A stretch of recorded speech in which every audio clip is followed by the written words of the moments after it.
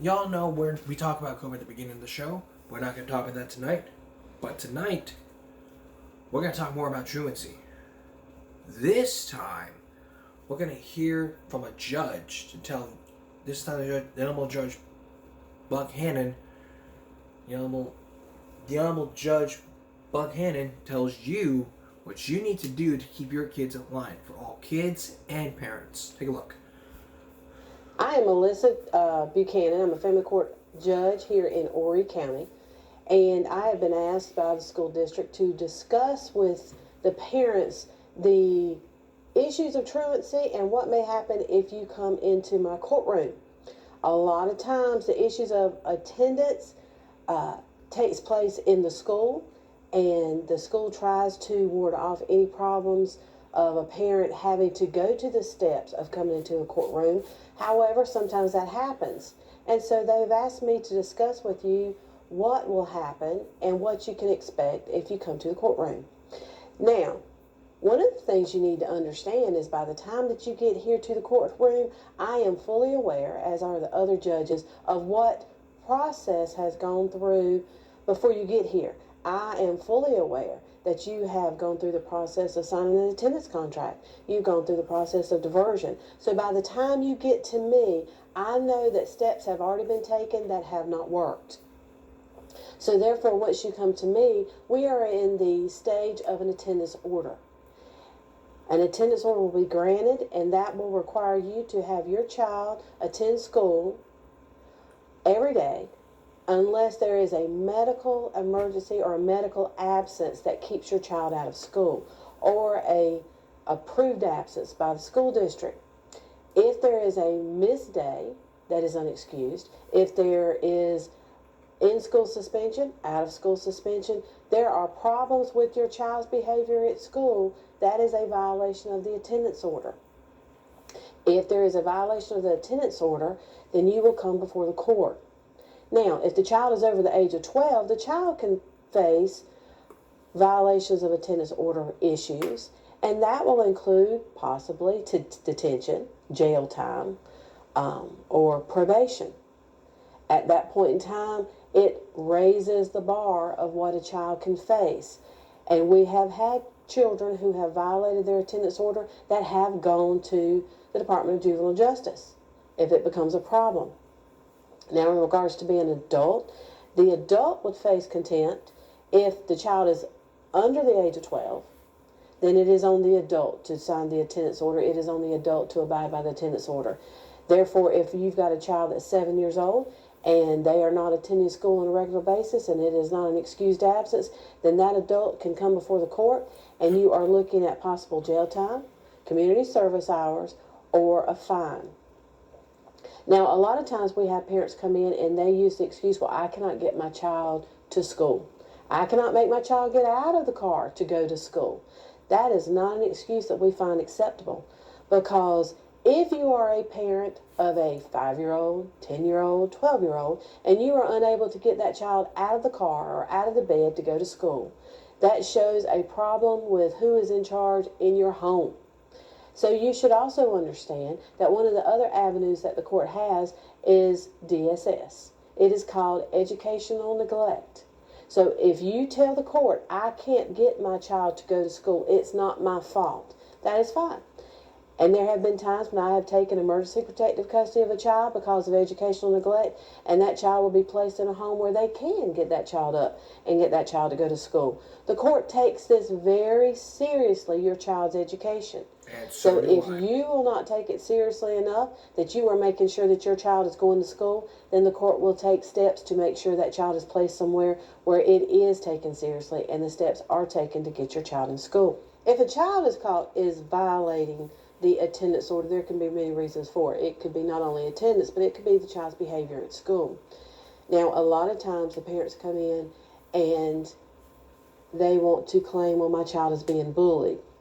Be careful with that. Bullying is the most used excuse for a child's misbehavior at school. We hear that so much. I do not want to say we are immune to it. However, we are desensitized to it because everyone claims bullying. But I would encourage the parents to go and talk to the school and look at the behavioral referrals and the write-ups, because the judges get to see them. And a lot of times when a parent comes in and tells me my child is being bullied or a teacher just does not like my child, I will read to them the way their child has acted, because in Horry County it goes in word for word. And there is nothing like telling a parent, your child has cursed this parent, has disrupted this class, has told them he will not do anything that he is told to do. He gets up and walks out and refuses to do his work. That is not the problem of bullying, that is the problem with the child. That kind of behavior will cause a violation of the attendance order. If that becomes a problem with the court, then that child can be sent off for an evaluation. That is 45 days out of the home to determine what the problem is. They do a lot of testing and psychological evaluations and different stuff of that nature. They come back to court. Then we can decide as a court, do we send that child home on probation? Do we keep that child behind the fence at DJJ? Do we send that child to alternative placement and not let them go home? So there's different levels that we can do. And a lot of times this is a surprise, because parents think, well, it is just not going to school. If you have the belief that it is just not going to school, that is transferring to your child, and your child is not seeing school as an important thing. And I will point out to you, as a judge who deals with juveniles, the studies have shown that failure to attend school, truancy, is a biggest indicator of future delinquent behavior, more so than race, sex, or socioeconomic status. Failure to go to school is a bigger indicator that your child will one day end back up in juvenile court doing something different, because almost every child I see in the juvenile court system, their first offense was truancy. Then it grows to things like shoplifting, then assault, then stealing, and it gets bigger and bigger. Possession of drugs, it gets bigger and bigger. So we are asking you now, the court joins with the school district now, take control of the situation in your home at this time. And I would advise the parents, if you come to my courtroom and your child is not going to school, and I am fully aware of every step that they have tried to take with you to get your child to go to school, it will not be an excuse to me if you say, well, I may lose my job if I go to jail, or I may lose my job if I have community service hours. Your job should be important to you on the front end, and I am advising you now, that will not be an excuse if you come before me and you have violated a court order. Jail time is a possibility. So you need to show the court, I have done all that I can do to get my child to go to school, and the child is the problem, then we'll deal with the child. But if the parent is not backing the system up, and the parent is not enforcing the court order, and you are setting that example for your child will see that you will suffer the ramifications, just as we are asking the child to suffer the ramifications. So if you show me that it is not important enough to you to make your child to go to school, that you don't want to lose your job, you don't want your child to be taken from your home, and you know all these are a possibility, by the time you get to court, it can be a reality. So that will not be an excuse when you come before the court. So I encourage you, take attendance to school seriously, work together with the court system and the school system to get your child to school, and hopefully you'll never see me again. Thank you. And thank you. And if you take her very seriously, if you try every single step, that just shows that, and what she said, that's what she said. Basically, if you just take every step seriously, take attendance seriously, you won't show up in court. In 60 seconds, a Give Me a Break investigation into something that happened. GUSD emails, including from parents. That board meeting that happened days ago with outrageous parents last week. We'll show you the video. Up front tonight, a Give Me a Break investigation into what happened last June. Last June, if you recall, if you're in the Glendale Unified School District, your child may have heard a teacher discussing LGTBQ plus, which is something for Pride Month. Now, this happened last June, and a Give Me a Break investigation has uncovered emails from the teacher and the administrators. And there's also a video from the website that can show otherwise. Let's take a look. I'm sorry, are we doing Bible studies in classrooms? No, we're not, right? So why is this a certain agenda being pushed into the classrooms? I'm here to bring awareness to the emails that had surfaced earlier this month. The one I find most disturbing of all is of a third grade teacher trying to talk about sex with 8-year-old students. These are 8-year-old children that she's trying to hold a sexual orientation class with.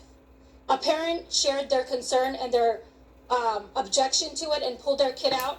And instead of this teacher being concerned of what she did wrong, she goes to a district employee and asks for ways of how she can continue to teach sexual orientation to her third grade class. You guys want us to believe that this isn't a propaganda, that no agenda is being held?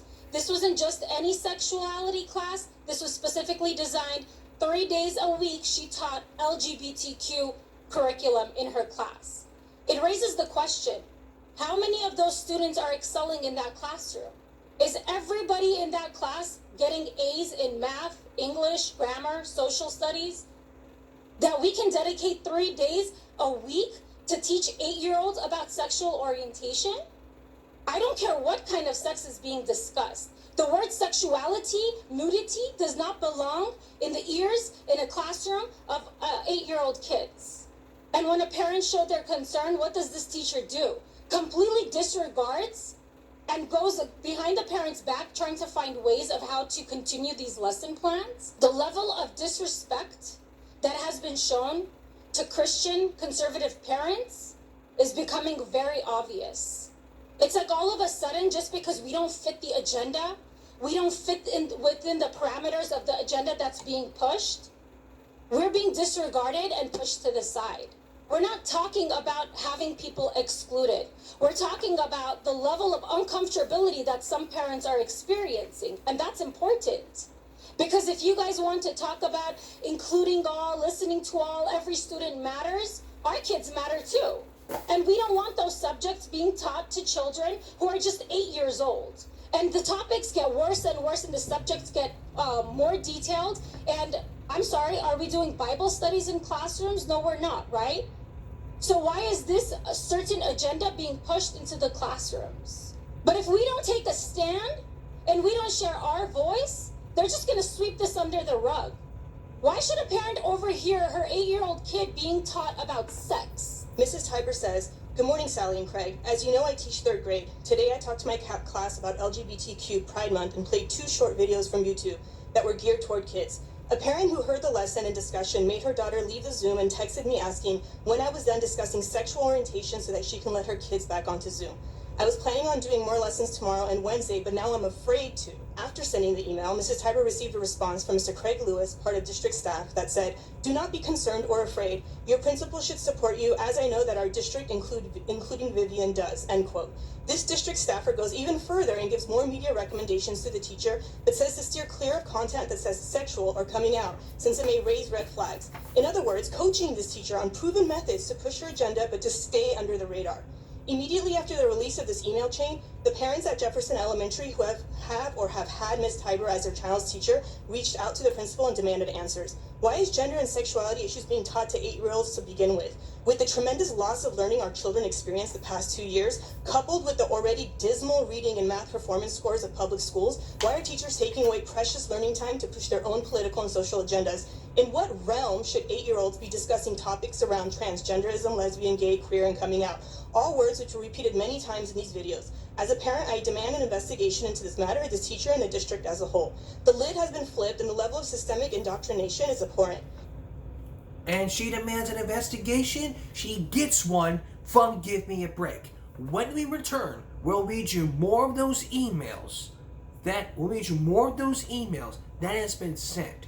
Why isn't the principal doing this? And why did the superintendent support her in saying, stay under the radar?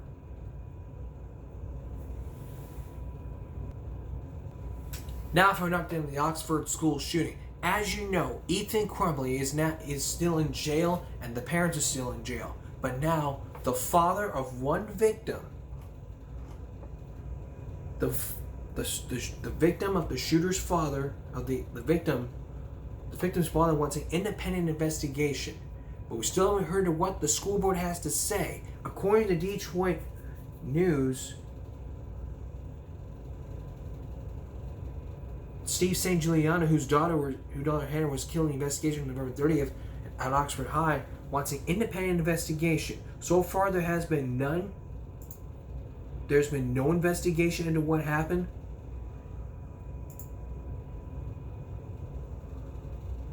But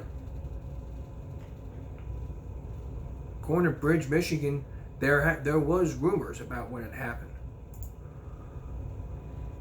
Rumors are spreading into what happened. So we'll keep you posted on what happened and bring you up to speed on what goes on.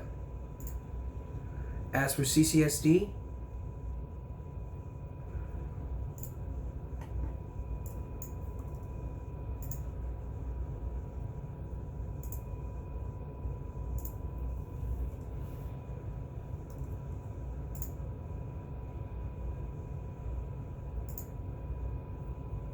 nothing new yet, but we'll keep you posted when this happens. Give Me a Break continues in just a moment. Returning to our investigation, you heard from two mothers, one who said she doesn't want her 8-year-old hearing about this, and the other from portions of emails sent out from the teacher that was sent out to the school district with the superintendent's support. Now the rest of those emails could contain a clue into what happened that time.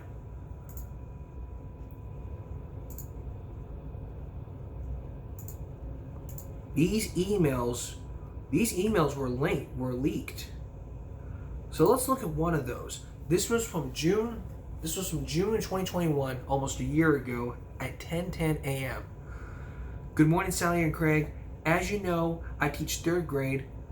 Today I talked to my class about LGBTQ Pride Month and played 2 short videos from YouTube that were geared towards kids. And remind, this was the same email that she talked about in the video. A parent who heard the lesson discussion made her daughter leave Zoom, texted me asking when I was done discussing sexual orientations that she could let her kids back into Zoom. I was planning on doing more lessons tomorrow and Wednesday, but I'm afraid to.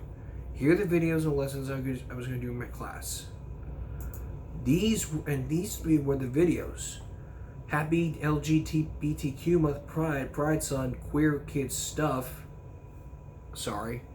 Talking to kids about Pride Month, and love is love, and Pride explained for kids. But this one describes Jodie Foster, which is very inappropriate. And the response from the administration is, do not be concerned or afraid. Your principal should support you. As I know, our district queen Vivian does. So the superintendent supports this? The queer kids stuff is that one recommended. It is from the Gets Better project, and many more are found on the website under the Hearing Education Just Say video might be one to consider. These are great resources. Also, GLSEN may be best for elementary resources, learning for justice and lesson talent. What's so bad about it? It's so gay for compelling to 3, 5, 6-year-olds. This was from Craig Lewis.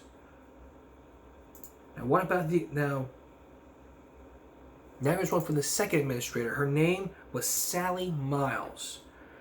I was at a long Zoom meeting this morning and I just saw your and Craig's emails.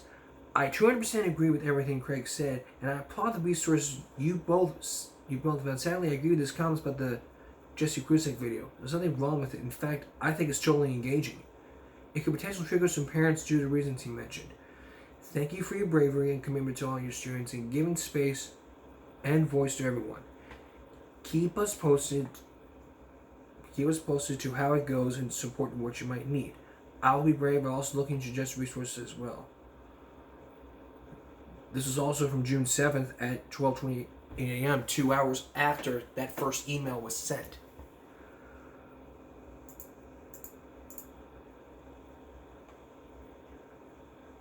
A second administrator is able to recognize inappropriate sexual content for school children.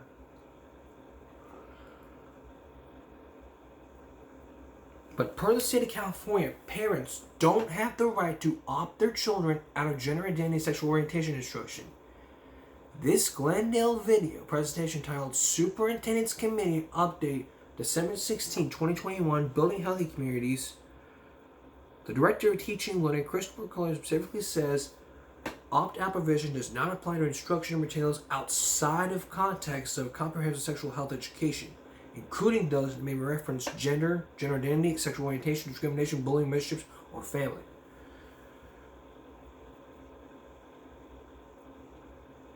But to legally, California public schools, not only are you not allowed to opt your child as instruction, teachers are not required to notify parents in advance when they are discussing gender identity, sexual orientation. The only reason the parent knew everything happening was because she observed it directly on Zoom during COVID distance learning. Now, this was a year ago. This was during the pandemic. So during the pandemic, the teacher decides,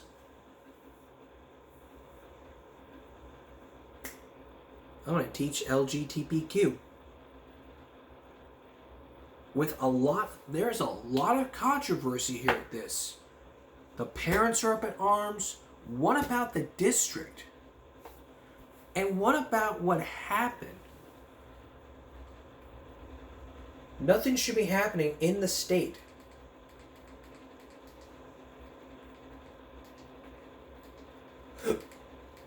We shouldn't be free. We shouldn't be having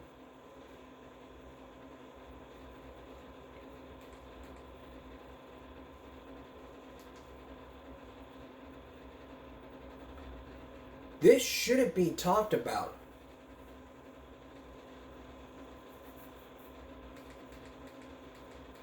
This should have been talked about.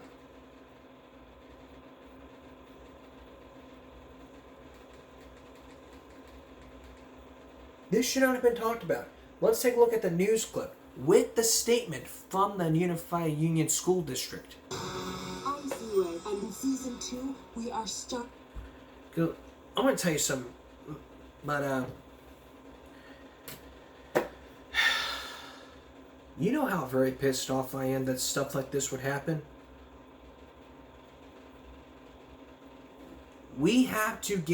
Parents need consent.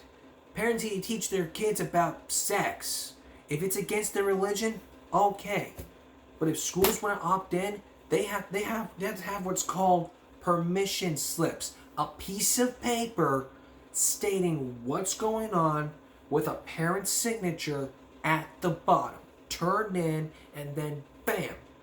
There you go. For those that sign it, this side can join in. For those that don't want to, have not turned it in, this side can either go to the library or go to the cafeteria. I recommend the state of California re-look into that law, because that law needs to be changed.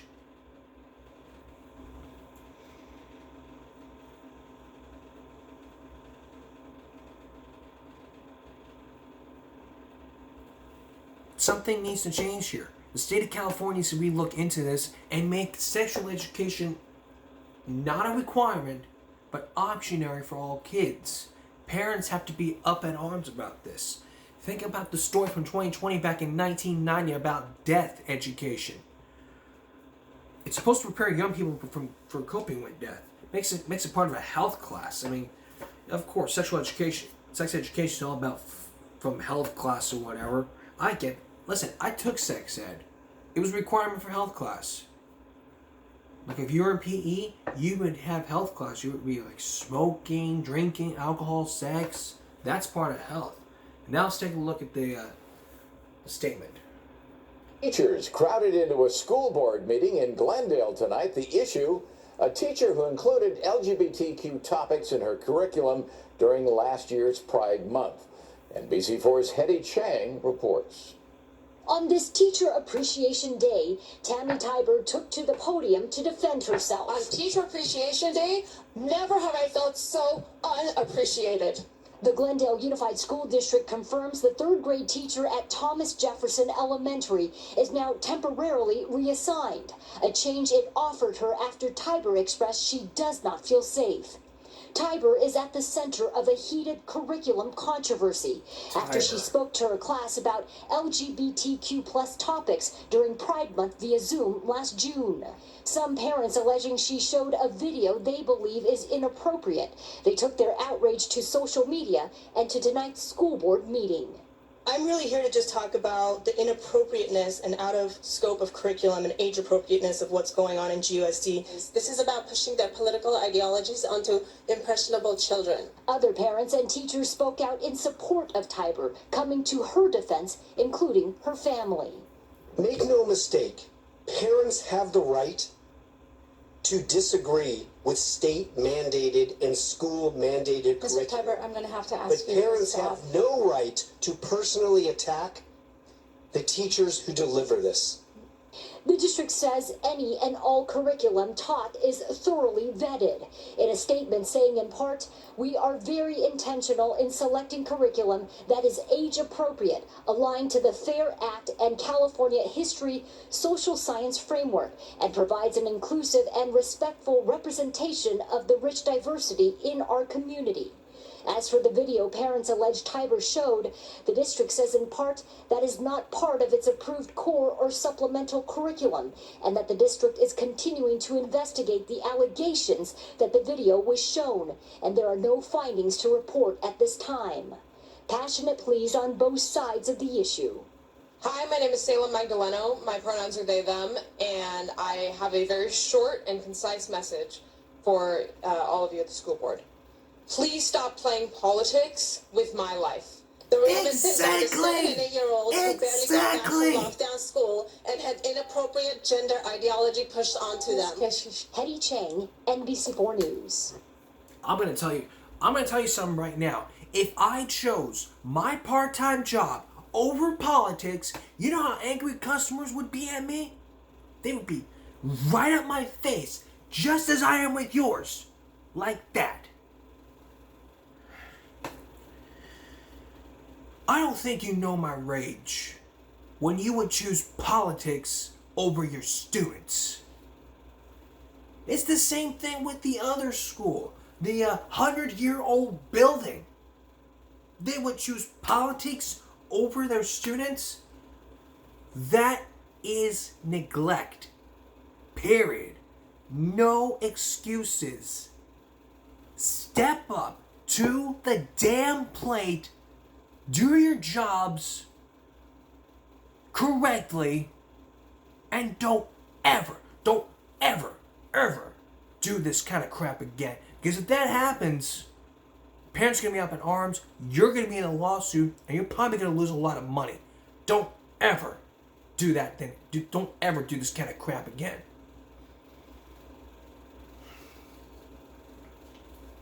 And I'm supportive these people. I'm supportive of what Gender and Our Children, what Canada, Glendale, Burbank Plus, of what they're doing. I never heard about this until like yesterday until a few days ago when I heard about this. And I'm like, what's going on? And almost a year ago, they celebrated Pride Month. So let's take a look at this. Hello, I'm Board of Education President Sean Sahakian. I, along with my fellow board members, Superintendent Etchen, and our Glendale Unified teachers and staff, am proud to recognize and celebrate LGBTQ+ Pride Month. We are committed to ensuring that each and every one of our students, employees, and family members feel valued, supported, and included in our Glendale Unified community. Our Board of Education has established a priority to foster a positive and inclusive culture for all students, employees, and families. On June 1st, we proudly adopted a resolution designating June 2021 as LGBTQ+ Pride Month in the Glendale Unified School District. It's essential for us as a community in Glendale Unified. We stand together we stand united to recognize Pride Month as we reaffirm our commitment to supporting all students, all practices and policies. We honor and respect each other, our students, families, our employees, and our community as we salute and celebrate Pride Month. We encourage all district teachers and staff to support lessons and activities that engage students in meaningful learning about the accomplishments of our LGBTQ+ community. Our schools will continue to be safe spaces where every child can learn and thrive. During this month and all year long, we hope you will join us in celebrating and recognizing our dynamic LGBTQ+ community, raising awareness and fostering dialogue to promote a safe and healthy community for everyone. In Glendale Unified Schools, we embrace diversity, focus on equity, and guarantee safety to accelerate learning and increase pathways for every student. Together, let's continue to honor our LGBTQ+ community and build a culture of inclusivity and equity. It is important that we embrace each other's differences, be mindful of how our words and actions might affect others, and work together to build a stronger Glendale Unified community. Now I'm going to tell you from the outset, hadn't you guys talked and approved, this has been approved with permission slips. Permission slips. There's a thing called permission slips. Permission slips. But during the pandemic, there wasn't no permission slips. This was all mandated by the state of California. This is hell. Well, if this was hell, let me tell you something. If this was hell, if sex education was hell, then there would be fire. There would be fire in the classroom. I tell you what. And you come up, and then you guys come up to the email and say, I show full support of you. You're doing great. I'd give my fun seeing hell would have been there. I would have told you this. I would have told you to back down. And if I heard about this, I could have signed resignation papers and left. I'll tell you what. I'll be back in a moment. Well, we are now out of time here. I wanted to have a lot of more things to say about this explosive thing. Because let me tell you something. I've met a grade school superintendent from years ago. And good thing, he graduates in May. And if you guys are, and if from my old school, we didn't even do this crap. If we did, I'd basically drop out, walk away, find another school that doesn't do this kind of crap. Because if it did, I would not forgive myself. So tomorrow, Wednesday, we continue our investigation into LGTBQ plus in our schools. Is it the right thing to do? Should sex education be a requirement or optionary for all kids? You be the judge as our investigation into LGBTQ/sex education in our schools continues. And I have a big announcement to make. I have created my own newsletter. So instead of saying log on to our website at jcarver67@wixsite.com/givemeabreak, you can now log on to givemeabreak.substack.com for all tips, information, and what you can do to make sure that you get yourself back on the right track so that you guys can do whatever you want to lead a normal, happier life.